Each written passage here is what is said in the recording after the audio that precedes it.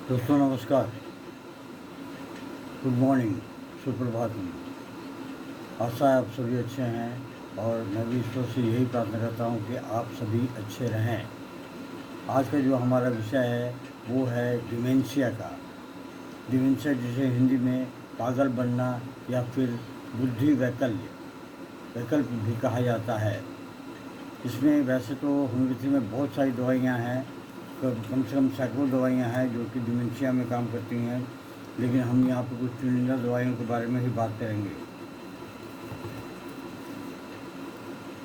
आप इस रोग के लिए किसी भी नज़दीकी होम्योपैथिक डॉक्टर से सलाह कर सकते हैं। ये वीडियो हमारी जानकारी के लिए, आम लोगों की जानकारी के लिए, ताकि इस रोग की दवा हमारी होम्योपैथी में भी है, इसके लिए प्रस्तुत की जा रही है। पहली जो दवा है वो है एसिड फॉस। रोगी में आसपास की चीज़ों के प्रति अरुचि पैदा हो जाती है, किसी अन्य मनुष्य के प्रति उदासीनता हो जाती है, याददाश्त कमज़ोर हो जाता है, लेकिन छोटी छोटी बातों पर रो भी देता है।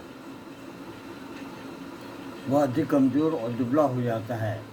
अगर हस्त मैथुन के कारण से अगर डिमेंशिया है तो ऐसे केस में आप पेशेंट को एसिड फॉस की 30 की पोटेंसी या उससे कम 12 की पोटेंसी दिन में कम से कम दिन में 4 से 5 बार दें तो ये कंटिन्यूसली देंगे कुछ दिन, तो इससे काफ़ी आराम मिलता है। उसकी याददाश्त भी कम फिर से लौटने की क्षमता रखती है। दूसरी जो दवा है वो है कोनियम विषाद रोग होने के कारण साथी हस्तमैथुन, याददाश्त में कमजोरी, परिवार और काम के संबंध में उदासीनता, लेटने पर सिर में चक्कर आना आदि लक्षण हो तो चिकित्सा के लिए कोनियम औषधि की 30 की पोटेंसी कम से कम दिन में 3 से 4 बार दें।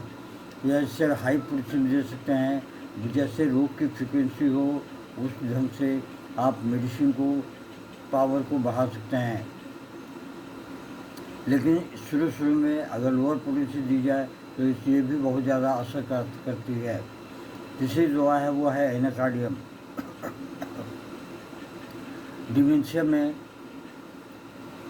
अगर रोगी को डिमेंशिया है और रोग होने के साथ ही याददाश्त में कमी होना, हमेशा कसम खाते रहना, भ्रम पर विश्वास करना आदि, इस प्रकार के लक्षणों में पीड़ित रोगी के लिए एनाकार्डियम औषधि की 12 की पोटेंसी बहुत ही लाभदायक होती है।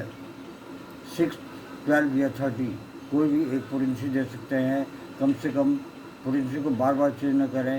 एक पोटेंसी अगर देते हैं तो कम से कम 11 से 12 दिन तक दें, फिर उसके बाद में 12 की पोटेंसी ले जाएँ, फिर उसके बाद में 30 की पोटेंसी ले जाएँ, और फिर 30 की पोटेंसी अगर दिन में 4 बार दे रहे हैं तो 200 की पोटेंसी को कम से कम दिन में 2 से 3 बार दे सकते हैं।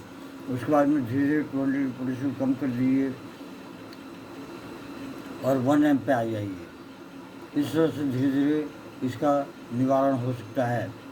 अगली जो दवा है वो है हमारी लिलियम टिक जो है रोगी में कई प्रकार के लक्षण हो जैसे बार बार रोने की इच्छा होती है, तेज मानसिक सुस्ती होती है, रोगी को समझाने बुझाने से उसकी बीमारी के लक्षण बढ़ने लगता है, उसे मारने और अश्लील बातों का सोचने की तेज इच्छा हो जाती है, सब कामों में जल्दबाजी होती है, रोगी सोचता है कि यांत्रिक बीमारी हो गई है जो अच्छी नहीं हो सकती। इस प्रकार के लक्षण रोगी में हों तो उसे ठीक करने के लिए लिलियम टिक की 6 पोटेंसी बहुत ही लाभदायक होती है। आशा है ये छोटा सा वीडियो आपको पसंद आएगा। अगर पसंद आए तो इसे जानकारी के लिए और भी लोगों को आप शेयर कर सकते हैं। जय हिंद, नमस्कार। Long live homeopathy, long live हैनी मैन।